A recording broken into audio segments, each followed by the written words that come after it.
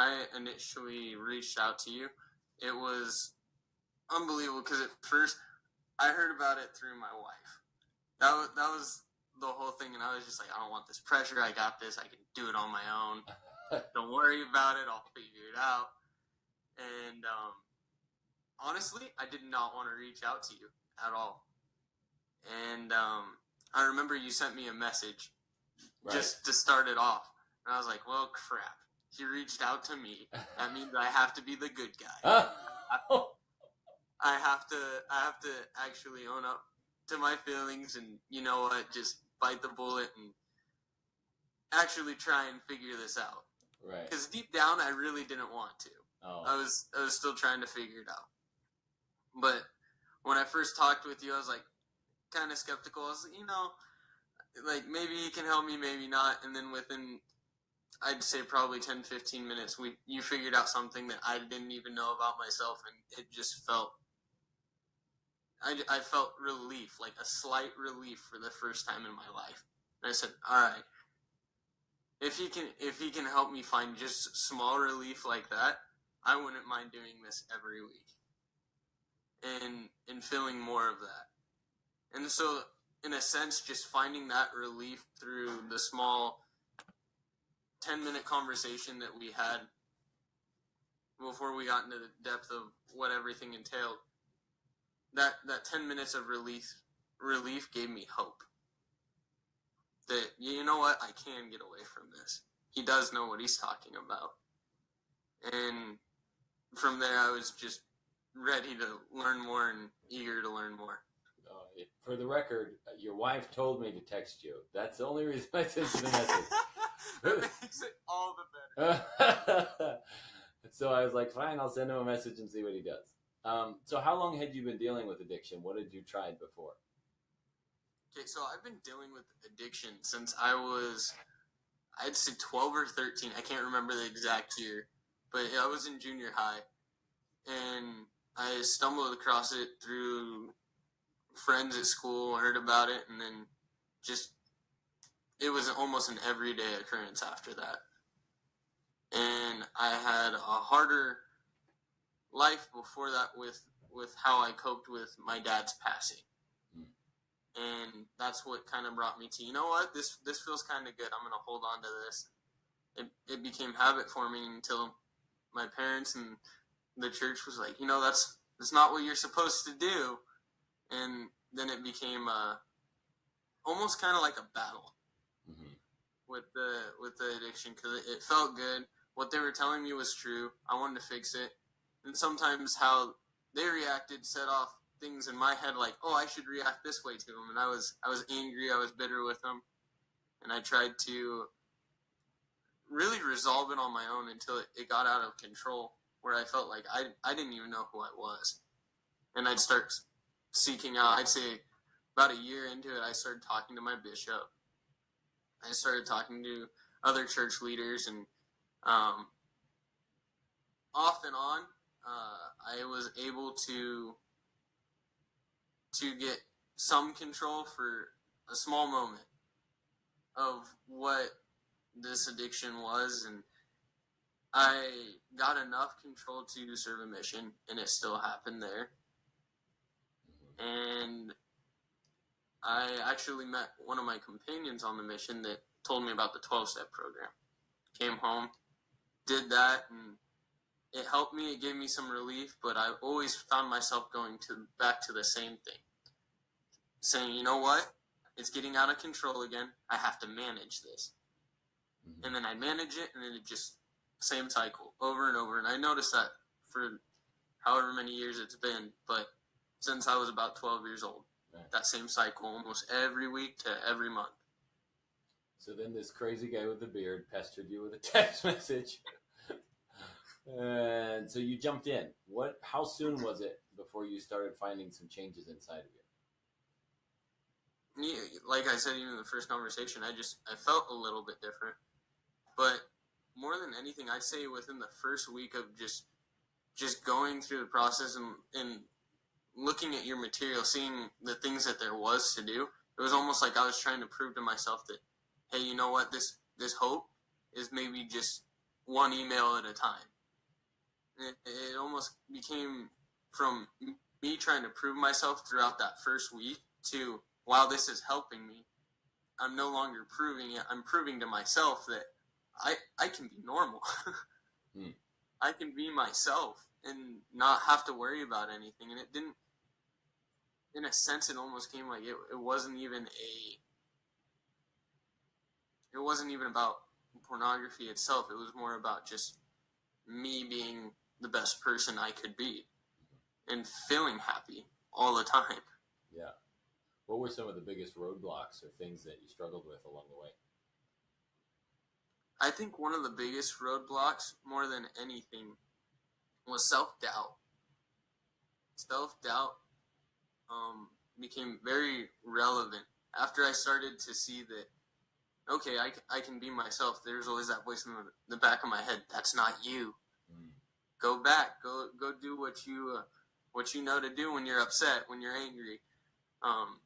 Lash out at people. It's okay to get mad every once in a while. And I always had this self-doubt would almost bring up all my anger, all my old feelings, everything that I thought was okay and realized wasn't. And I think that was the biggest roadblock, was to learn how to manage my emotions more than anything. So you've been through that process. We worked together for a few weeks, and things. Describe how things are now. Describe what's going on now. Well, from learning how to manage my emotions, I'd say another big roadblock was learning how to deal with that with my wife. Yeah. And how we interact with each other, because that's where I would set up self-doubt and all that stuff, but how it's changed our relationship is unbelievable. I can actually have a conversation with her now without saying you're completely wrong, or saying, you know what, I'll do it on my own. I actually have this loving partner in crime. I shouldn't say crime, but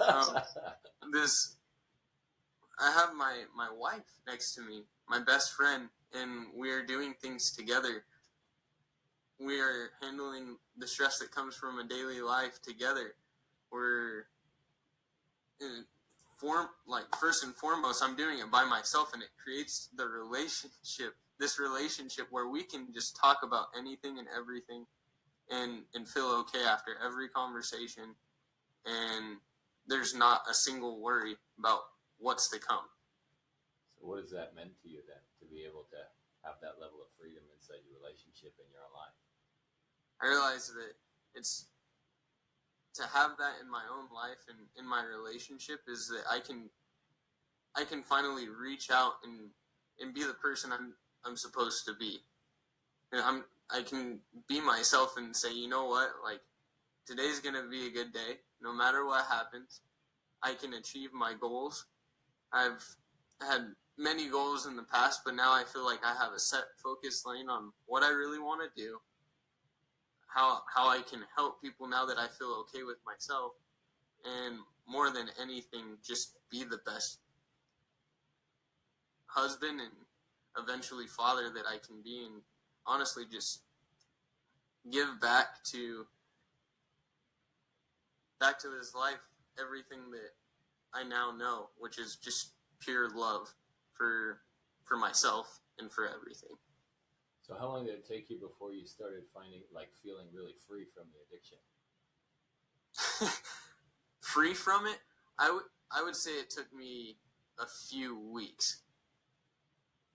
But understanding that I could be free was literally in the first week. I knew, all right, I can do this. Okay. But when I felt like it was just it doesn't bug me anymore. It was honestly when I just was able to do.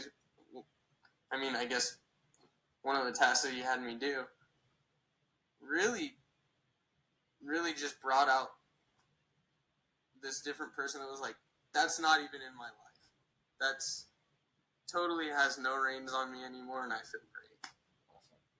So what do you think some of the biggest changes you've seen in your life now that that's kind of not even an issue anymore? What are some of the biggest changes you've seen? This was the one thing that like, it's kind of embarrassing, but Okay. almost all of it is. But yeah, to me, this was like the biggest self-doubt thing that there was. My wife loves the gym. She loves it. I would refuse to go to the gym all the time because there was always people I could look at. There was always people that were bigger than me. It created self-doubt for me, for me being a good husband. I actually didn't feel okay with my body, my physical person, my emotional person. And that was the number one place that I just felt like, all right, if I walk in this door, I'm going to be nothing. Right. And now I feel like physically and emotionally, I am 100% sound. And in my mind, I feel like I am 100% there and just confident in who I am. And it doesn't really matter what people think, sometimes even what my wife thinks. I feel happy with myself, and when I do feel also humble in a sense to where I can, if someone calls out something and I can recognize that there's something there, maybe a small change that I need to do, I can handle it and say, you know what, you're right, and just move on with life. Wow.